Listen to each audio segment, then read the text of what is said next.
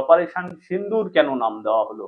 Operation সিন্দুর, এই সিঁথির সিঁদুরের মর্যাদা রাখতেই কিন্তু অপারেশন সিন্দুর। কার্যত মধ্যরাতেই, হ্যাঁ মধ্যরাতেই একেবারে সিঁথির সিঁদুরের বদলা, একেবারে পেহেলগাঁও থেকে যে ঘটনা আজকে পর্যন্ত উদ্বিগ্ন, সেনা কি করবে, যারা বলছিলেন যে সেনা কি করবে, একেবারে দেখে নিতে পারেন সেনা ঠিক কি করলো। ৯টি জঙ্গি ঘাঁটি উড়িয়ে দিল। পাকিস্তান দুদিকে চাপে রয়েছে, জাতিসংঘের কাছে দৌড়ে গেছে এবং সেই উলাটপুরান ভারতে যে ৪৬-এর যে ইতিহাস, যে ভারত জাতিসংঘের কাছে গিয়েছিল, এবার কিন্তু উল্টে আমরা দেখলাম উলাটপুরান হলো, পাকিস্তান চলে গেল জাতিসংঘের কাছে। যারা ফেসবুকে বলছিলেন না যে যুদ্ধ কবে হবে, আদৌ যুদ্ধ করার ক্ষমতা আছে কিনা ভারতীয় সেনার ভারতের এই মুহূর্তে, তারা যোগ্য জবাব পেলেন, একেবারে ঘুমোচ্ছিলেন হয়তো, মধ্যরাতেই পেলেন। সিঁথির সিঁদুরের বদলা নেওয়ার কারণেই এই যারা সিঁদুর খুঁজে খুঁজে হিন্দুদের মারলেন এবং সেই কারণে যে যুদ্ধ যেতে হলো, বা ভারতবর্ষের সেনা এতদিন ধরে স্কোপ খুঁজছিল কখন কখন শত্রুপক্ষ দুর্বল, সেই সময় আঘাত হানতে হবে এবং সঠিক সময়ে আঘাত হানলো ৭ই মে আজকে। এবং সারা পশ্চিমবঙ্গের প্রায় ১৭টি জায়গায় কিন্তু আজকে মক ড্রিল চলছে, আমার আপনার সুরক্ষার জন্য মক ড্রিল প্রস্তুতি নিতে হবে ভারতের নাগরিককে। যারা ফেসবুকে বলছিলেন, যারা সোশ্যাল মিডিয়াতে বলছিলেন যুদ্ধ কবে হবে, যুদ্ধ কবে হবে, যুদ্ধ কিন্তু শুরু হয়ে গেছে। প্রথম পদক্ষেপ হয়েছে। প্রাক্তন সেনা আমাদের জানিয়েছেন, যে যিনি কাশ্মীরের বারামুলায় পোস্টিং ছিল অশোক কুমার রয়, তিনি আমাদের কিন্তু জানিয়েছেন যে পরিষ্কার করে যে শুরু হয়ে গিয়েছে। এবং পিআইবি থেকে কি বললেন সেটা আমরা শোনাবো শেষে। একেবারে যে পরিষ্কার হচ্ছে যে ভারতীয় সেনা কিন্তু একেবারে যুদ্ধ মেজাজে রয়েছে। এদিকে বাংলাদেশের যে উস্কানিমূলক বক্তব্য, সেটাও বন্ধ হয়ে গেছে। পাকিস্তান জাতিসংঘের কাছে দৌড়েছে। পাকিস্তান একদম চিঁড়েচ্যাপ্টা অবস্থা। এই কারণেই বলছি, বালুচিস্তান বালুচিস্তান কিন্তু তাদের কিন্তু ভয়ের কারণ রয়েছে। কারণ বালুচ সেনাও কিন্তু অপহরণের কাজ করছে, জেট বিমান অপহরণ করছে, মানুষ, সেনা অফিসার সমস্ত অপহরণ করছে। একদিকে বালুচিস্তানের চাপে রয়েছে পাকিস্তান, অন্যদিকে ভারতের চাপ। মাত্র তো দুটো ৪টে গোলা পড়েছে। এরপর যদি গোটা যুদ্ধ মহড়া শুরু হয়, গোটা যুদ্ধ মহড়ায় জেগে ওঠে ভারত, তাহলে কিন্তু একেবারে কপালে একেবারে খুব প্রচন্ড দুঃখ রয়েছে পাকিস্তানের। পাকিস্তানের কপালে দুঃখ রয়েছে।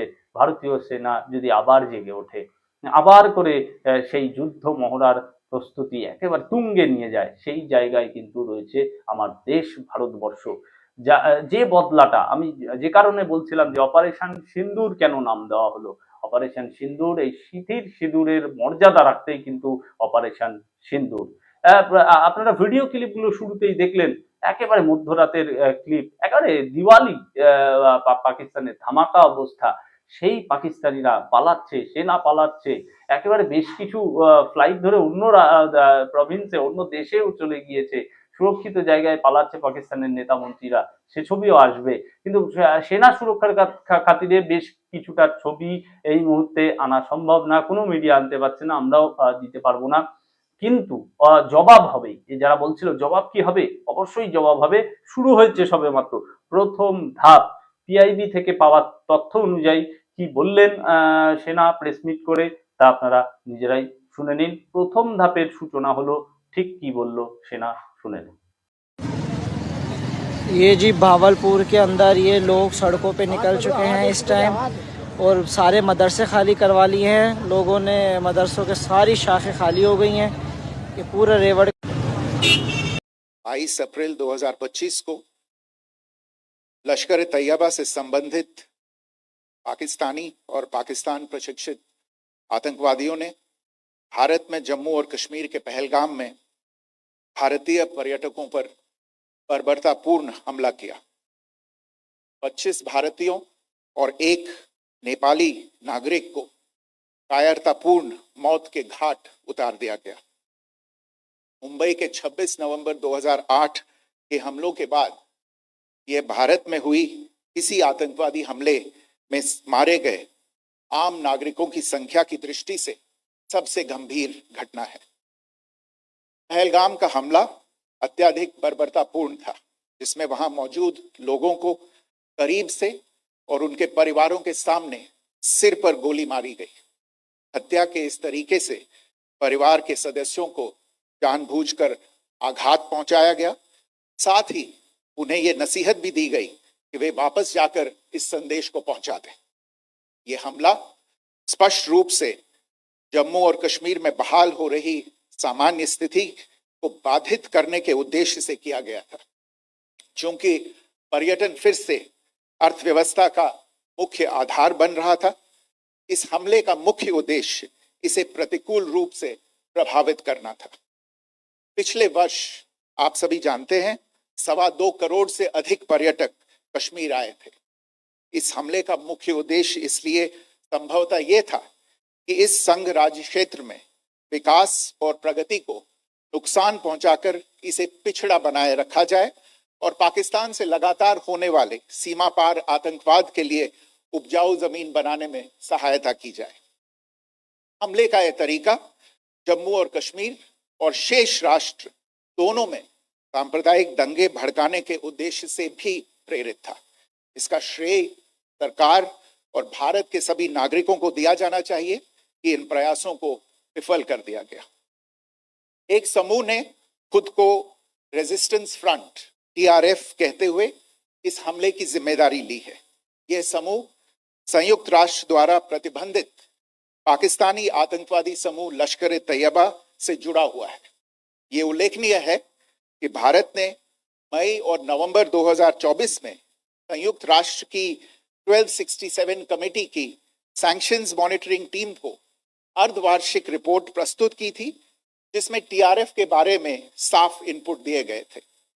इससे पाकिस्तान स्थित आतंकवादी समूहों के लिए कवर के रूप में टीआरएफ की भूमिका सामने आई थी। इससे पहले भी दिसंबर 2023 में भारत ने इस टीम को लश्कर ए तैयबा और जैश ए मोहम्मद के बारे में सूचित किया था, जो टीआरएफ जैसे छोटे आतंकवादी समूहों के माध्यम से अपनी गतिविधियों को संचालित कर रहे हैं। इस संबंध में 25 अप्रैल को यूएन सिक्योरिटी काउंसिल प्रेस वक्तव्य में टीआरएफ के संदर्भ को हटाने के लिए पाकिस्तान के दबाव पर भी ध्यान दिया जाना चाहिए। पहलगाम आतंकवादी हमले की जांच से पाकिस्तान के साथ आतंकवादियों के संपर्क उजागर हुए हैं। रेजिस्टेंस फ्रंट द्वारा किए गए दावे और लश्कर ए तैयबा से ज्ञात सोशल मीडिया हैंडल द्वारा इसको रीपोस्ट किया जाना इसकी पुष्टि करता है। चश्मदीद गवाहों और विभिन्न जांच एजेंसियों को उपलब्ध अन्य सूचनाओं के आधार पर हमलावरों की पहचान भी हुई है। हमारी इंटेलिजेंस ने इस टीम के योजनाकारों और उनके समर्थकों की जानकारी जुटाई है। इस हमले की रूपरेखा भारत में सीमा पार आतंकवाद को अंजाम देने के पाकिस्तान के लंबे ट्रैक रिकॉर्ड से भी जुड़ी हुई है, जिसके लिखित और स्पष्ट दस्तावेज उपलब्ध हैं। पाकिस्तान दुनिया भर में आतंकवादियों के लिए एक शरण स्थल के रूप में पहचान बना चुका है। यहाँ अंतर्राष्ट्रीय स्तर पर प्रतिबंधित आतंकवादी सजा पाने से बचे रहते हैं। इसके अलावा पाकिस्तान ने इस मुद्दे पर विश्व और फाइनेंशियल एक्शन टास्क फोर्स जैसे अंतर्राष्ट्रीय मंचों को जानबूझकर गुमराह करने के लिए भी जाना जाता है। साजिद मीर का मामला, जिसमें इस आतंकवादी को पाकिस्तान ने मृत घोषित कर दिया था और फिर अंतर्राष्ट्रीय दबाव के परिणाम स्वरूप वो जीवित पाया गया, इसका सबसे स्पष्ट उदाहरण है। ये स्वाभाविक है कि पहलगाम में हुए इस हमले से जम्मू और कश्मीर के साथ साथ भारत के अन्य भागों में भी आक्रोश देखा गया। हमलों के बाद भारत सरकार ने स्वाभाविक रूप से पाकिस्तान के साथ संबंधों को लेकर कुछ कदम उठाए। आप सभी उन निर्णयों से अवगत हैं जिसकी घोषणा 23 अप्रैल को की गई थी। तथापि यह आवश्यक समझा गया कि 22 अप्रैल के हमले के अपराधियों और उनके योजनाकारों को न्याय के कटघरे में लाया जाए। हमलों के एक पखवाड़े के बाद भी पाकिस्तान द्वारा अपने क्षेत्र या अपने नियंत्रण वाले क्षेत्रों में आतंकवादियों की इंफ्रास्ट्रक्चर के विरुद्ध कार्रवाई करने के लिए कोई स्पष्ट कदम नहीं उठाया गया है। उल्टे वो इनकार करने और आरोप लगाने में ही लिप्त रहा है। पाकिस्तान आधारित आतंकवादी मॉड्यूल्स पर हमारी खुफिया निगरानी ने संकेत दिया है कि भारत के विरुद्ध आगे भी हमले हो सकते हैं। अतः इनको रोकना और इनसे निपटना दोनों को बेहद आवश्यक समझा गया। आज सुबह, जैसा कि आपको ज्ञात होगा, भारत ने इस तरह के सीमा पार हमलों का जवाब देने और उन्हें रोकने तथा उनका प्रतिरोध करने के अपने अधिकार का प्रयोग किया है। ये कार्यवाही नपीतुली, नॉन एस्केलेटरी, आनुपातिक और जिम्मेदारी पूर्ण है। यह आतंकवाद की इंफ्रास्ट्रक्चर को समाप्त करने और भारत में भेजे जाने वाले संभावित आतंकवादियों को अक्षम बनाने पर केंद्रित है।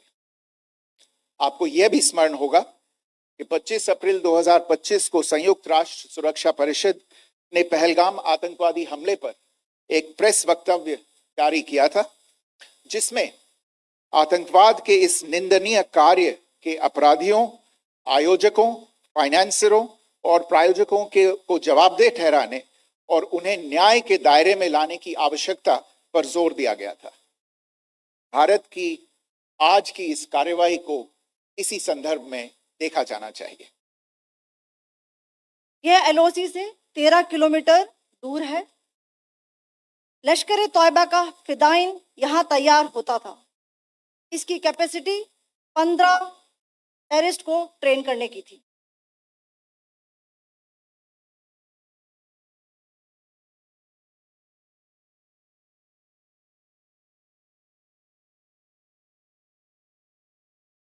अब मैं पाकिस्तान के अंदर के टारगेट से अवगत कराना चाहूंगी। पहला, सर्जिकल कैंप सियालकोट। यह अंतर्राष्ट्रीय सीमा से 6 किलोमीटर की दूरी पर है, साबा कटवा के सामने।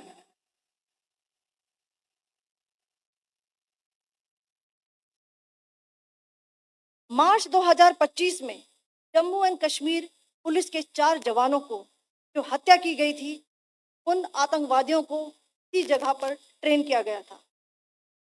दूसरा, महमूना जाया कैंप सियालकोट। यह 18 से 12 किलोमीटर आईबी से दूर था। हिजबुल मुजाहिदीन का बहुत बड़ा कैंप था। ये कठुआ जम्मू क्षेत्र में आतंक फैलाने का नियंत्रण केंद्र था। पठानकोट एयरफोर्स बेस पर किया गया हमला भी इसी कैंप से प्लान और डायरेक्ट किया गया था। मरकज ताइबा मुरीद के, यह आईबी से 18 से 25 किलोमीटर दूरी पर है। 2008 के मुंबई हमले के आतंकी भी यहीं से प्रशिक्षित हुए थे। अजमल कसब और डेविड हेडली भी यहाँ ट्रेन हुए थे।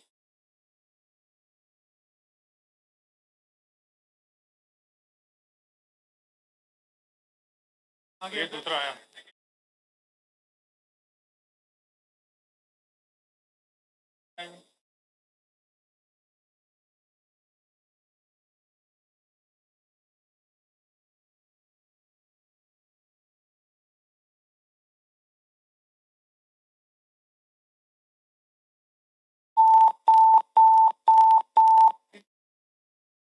एंक्लोजर सेम ही है। Just hit the target.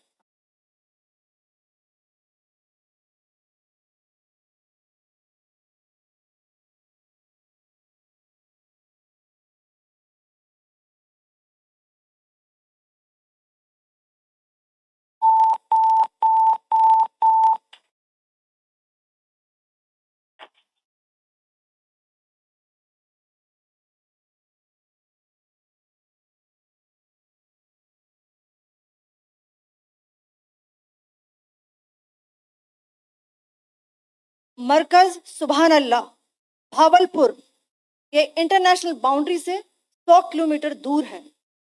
Jaish ए मोहम्मद का मुख्यालय था। यहाँ पर रिक्रूटमेंट, ट्रेनिंग व इंडोक्ट्रिनेशन का केंद्र भी था। शीर्ष आतंकी अक्सर यहाँ आते थे। मैं आप सबको बताना चाहती हूँ कि किसी भी सैन्य ठिकाने का निशाना नहीं बनाया गया और अभी तक किसी तरह की नागरिक क्षति की रिपोर्ट नहीं है। धन्यवाद। जय Hind. The strike on the terror camps were undertaken through precision capability, as shown to you.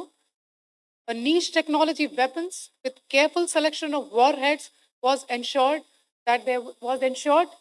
so that there will be no collateral damage. The point of impact in each of the target was a specific building or a group of buildings.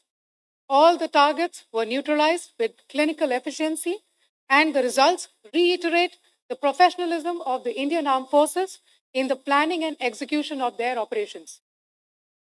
No military establishments were targeted.